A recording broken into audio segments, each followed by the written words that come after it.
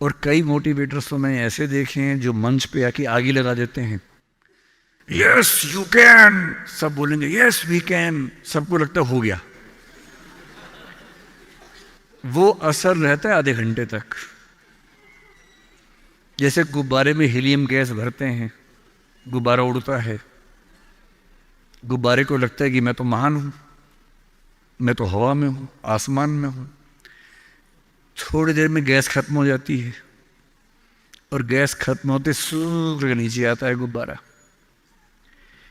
एक तो वैसा मोटिवेशन है कि मैं थोड़ी आग लगा दूं, 10 बार जोर से बोलूं, आप भी बोले जोर जोर से, एकदम खून गर्म हो जाए, आप बाहर निकले, आपको लग रहा है कि आप कुछ भी कर सकते हैं। आधे घंटे बाद लग रहा है अरे हम तो वैसे के वैसे हैं। एक तो वो मोटिवेशन है जो आधे एक घंटे वाला होता है, उसमें मेरा कोई इंटरेस्ट नहीं है, ना मैं वैसा मोटिवेटर बनना चाहता हूं। असली मोटिवेशन कहाँ से आता है? एक तो असली मोटिवेशन ऐसा नहीं होता कि 1 साल में एक स्पीच सुनी, 1 साल के लिए मोटिवेट हो गए, नहीं।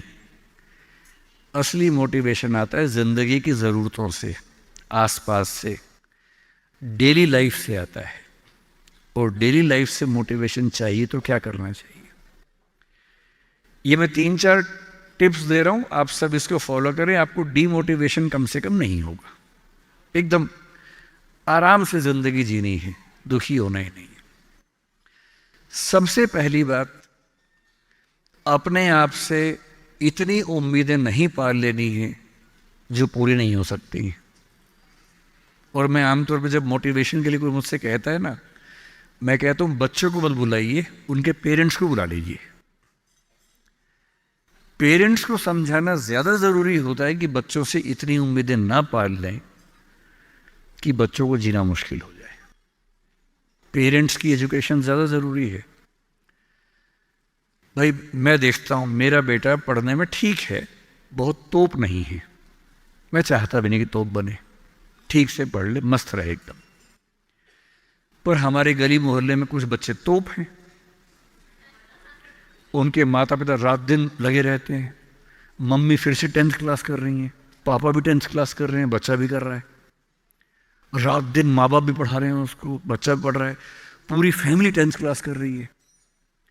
और बच्चे के 10th क्लास में 99.8% मार्क्स, उसके बाद भी दुखी, 0.2 क्यों नहीं आए? और हमारे वाला 50 में खुश रहता है कि बहुत आगे, काफी है, इससे ज्यादा क्या करेंगे? अगर आपने बच्चों से इतनी उम्मीदें पाली, इतना कंपटीशन में उलझा दिया, बेटा तुम्हें फर्स्ट आना है, टॉप करना है, 100% लाना है, ये करना है, वो करना है, आपका बच्चा कितना भी टॉप कर ले, वो कभी खुश इंसान नहीं बन पाएगा। और पेरेंट्स के लिए सबसे जरूरी होना चाहिए कि आपका बच्चा खुश रहे, ठीक इंसान बन जाए, आपके बुढ़ापे में आपकी चिंता कर ले, मन ही मन आपसे नफरत ना करने लगे। जब मेरे पास बच्चे अकेले में आके बात करते हैं, कभी कभी रोते हुए बोलते हैं मुझे अपने पेरेंट्स से नफरत है, नफरत। उन्होंने मुझे एक मशीन समझा अपनी इच्छाएं पूरी करने के लिए। मेरा मन था ये करने का, धमका धमका कि ये फील्ड दिलवाई जो फील्ड मेरा स्वधर्म है ही नहीं। मैं रोज पढ़ता हूं रो रो के, मेरा मन नहीं करता पढ़ने का क्योंकि मेरी फील्ड थी ही नहीं। इसलिए आप सबसे कह रहा हूं, हर व्यक्ति हर काम नहीं कर सकता, पर हर व्यक्ति कुछ ना कुछ अच्छा कर सकता है। और वो कुछ ना कुछ अच्छा क्या है? जो आपका स्वधर्म है। इतने उम्मीद मत पालिए। मसलन क्रिकेट भारत का शौक आजकल सब लोगों को हो गया है, लाखों बच्चे क्रिकेट खेल रहे हैं गली मोहल्ले में, सबको आईपीएल में आना है, सबको भारत की टीम में आना है।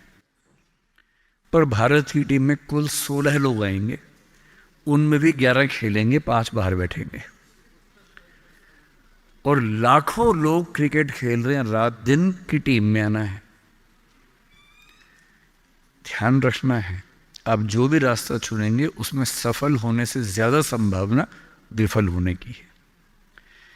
इसलिए तैयारी करते हुए इस चीज की भी तैयारी करनी है कि नहीं हुआ तो क्या होगा। और मैं बच्चों को बार बार कहता हूँ, ज़िंदगी बहुत बड़ी है, नौकरी ज़िंदगी का एक छोटा सा हिस्सा है। मिले बढ़िया, ना मिले भाड़ में जाए, एकदम भाड़ में जाए, ठीक। और मैंने खूब देखा है, आईएएस आईपीएस बनने के बाद भी कुछ लोग आत्महत्या कर लेते हैं, दुख से, तनाव से, परेशानी से।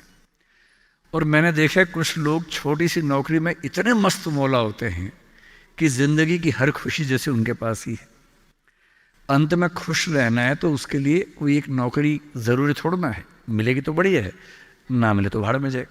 तो अपना तकिया कलाम बना लीजिए। तकिया कलाम का मतलब अपनी एक पंच लाइन बना लीजिए, अपनी एक मिशन स्टेटमेंट बना लीजिए कि ताकत लगाएंगे पूरी, पूरी ताकत से कोशिश करेंगे कि जो मैं चाहता हूँ, जज बनना है, पॉलिटिशियन बनना है, आईएएस बनना है, जो बनना है बनूं, उद्यम करना है उद्यम करूं, स्टार्टअप करना है स्टार्टअप करूं। पर नहीं हुआ, कोई पूछे ना, अगर नहीं हुआ तो बोला भाड़ में जाए। क्या हो गया, नहीं हुआ तो कुछ और करेंगे, तू नहीं कोई और सही, कोई और नहीं कोई और सही। ये इंसान के बारे में नहीं, अभी नौकरी के बारे में है। ये नौकरी नहीं तो कोई और नौकरी सही, कोई और नौकरी नहीं तो कोई और नौकरी सही, ऐसा क्या है, हजार ऑप्शन है। तो खुद से उम्मीदें कम।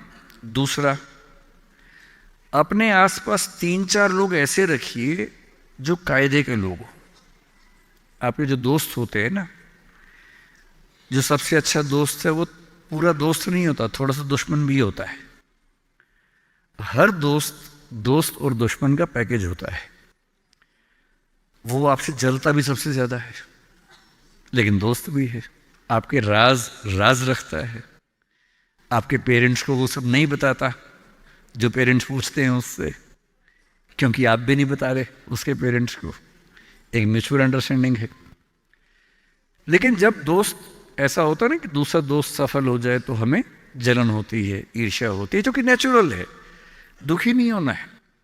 कोई दोस्त आपको पूछे, अगर मैं सिलेक्ट हो गया तू नहीं हुआ तो जलन होगी, झूठ मत बोलना हाँ होगी, नॉर्मल है, सबको होती है, मुझे भी होगी। लेकिन इतनी नहीं होगी कि मैं तेरे खिलाफ कुछ काम करना चाहूं। थोड़ी होगी, ह्यूमन बीइंग हूं, ह्यूमन साइकोलॉजी है, तो मैं उससे कैसे बच सकता हूं। अपने आसपास 3-4 ऐसे लोग रखिए जो जनरली पॉजिटिव रहते हों, मनहूस न हो। ये दुनिया मनहूस लोगों से भरी हुई है। आप कुछ भी करने लगेंगे, आप कहेंगे मैं सोच रहा हूं कि अपना काम शुरू करूं, लोग कहेंगे अरे पागल, मर जाएगा, अरे पागल, तेरे खानदान में किसी ने किया आज तक, अरे तेरे बस की बात नहीं है, अरे छोड़ दे, तुझसे होगा ही नहीं, मैंने पहले ही कहा था नहीं होगा। इन मनहूसों से दूर रहिए। ऐसे 2-4 लोग जो थोड़ा पॉजिटिव हों और सोच समझ के सलाह दे। जैसे आप कहें कि मैं सोच रहा हूं कि मैं आईएएस की तैयारी कर लूं, आपका दोस्त कहेगी देख भाई मैं तेरे साथ हूं, सपोर्ट करूंगा, लेकिन ये 3-4 बातें हैं, पहले सोच लो, इन बातों पे अगर ठीक लगे तो आगे बढ़ो, क्योंकि लंबी स्ट्रगल है। हाँ, स्ट्रगल करोगे तो मैं साथ में हूं, कोई दिक्कत नहीं आएगी। तीसरा, छोटे छोटे टारगेट्स, छोटा छोटा कंपटीशन जीवन में रखिए। एक लंबी यात्रा एक झटके में नहीं होती है, बहुत छोटे छोटे टारगेट से पूरी होती है। जैसे मैं रोज 8 घंटे पढ़ूंगा, आज मुझे इतना सिलेबस कर लेना है, उतना कर लीजिए। एक टाइम टेबल बना लीजिए। टाइम टेबल हमेशा पूरा नहीं होता है, वीक में 5 दिन पूरा हो जाए सही है, 2 दिन नहीं होगा। क्योंकि इस उम्र में क्या होता है कि 5 दिन पढ़ लिए, 6 दिन जा रहे थे, किसी को देख के अच्छा लग गया, अब उसी की याद में खोए हुए हैं, पढ़ाई नहीं हो रही है। तो वो भी करना है ना, इंसान बने रहना है, मशीन नहीं बनना है। तो 5 दिन पढ़िए, 6 दिन मोहब्बत का रखिए, दोस्ती का रखिए, खेलने का रखिए, और इन सब चीज़ों को मैनेज करते हुए एक अच्छी लाइफ के साथ अगर टारगेट्स लेके चलेंगे, छोटा छोटा कंपटीशन अपने दोस्तों के साथ करते हुए आगे बढ़े, तो मोटिवेशन आमतौर पर बना रहता है। और जब जब डीमोटिवेशन ज़्यादा होने लगे तो मेरे जैसे किसी की बात सुन लीजिए, 1-2 घंटे के लिए गुब्बारा फूल जाएगा, और 2 घंटे के लिए अगर उस फेज से आप निकल गए तो चीज़ें ठीक रहेंगी। अंतिम बात, जो टीचर्स बनना चाह रहे हैं, 2 बच्चियों ने कहा कि मैं टीचर बनने का मन है, तो हम क्या करें? देखो, ध्यान रखो, जैसे यहाँ इतने सारे बच्चे बैठे हैं, आजकल इंटरनेट की वजह से अटेंशन स्पैन जो है इंसान का बहुत कम हो गया है, बहुत ही कम है।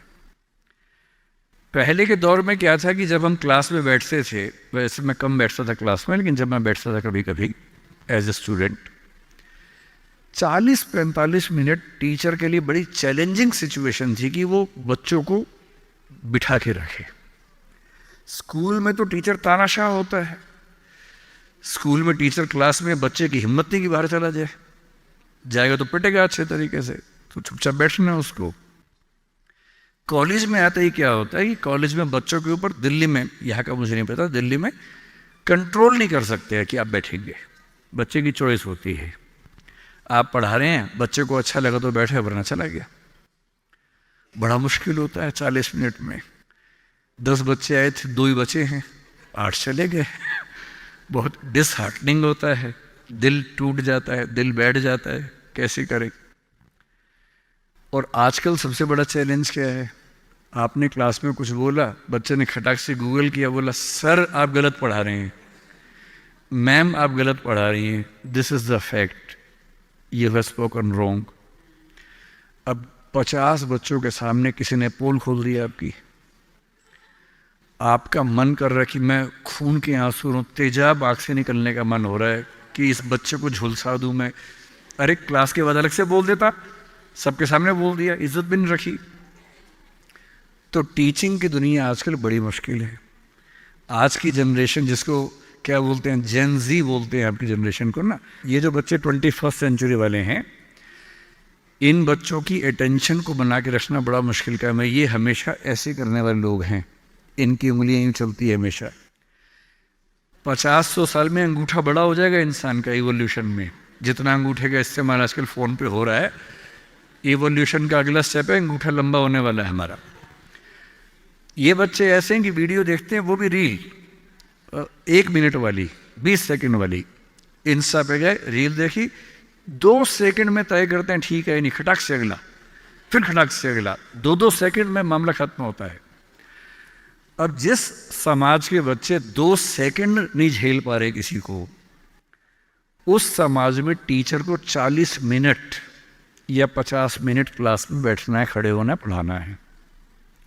अब मेरा चैलेंज सोचिए, यहाँ मेरे ख्याल से 1000 के आसपास तो लोग होंगे ही, जनरली बैठे ही हुए अब तक।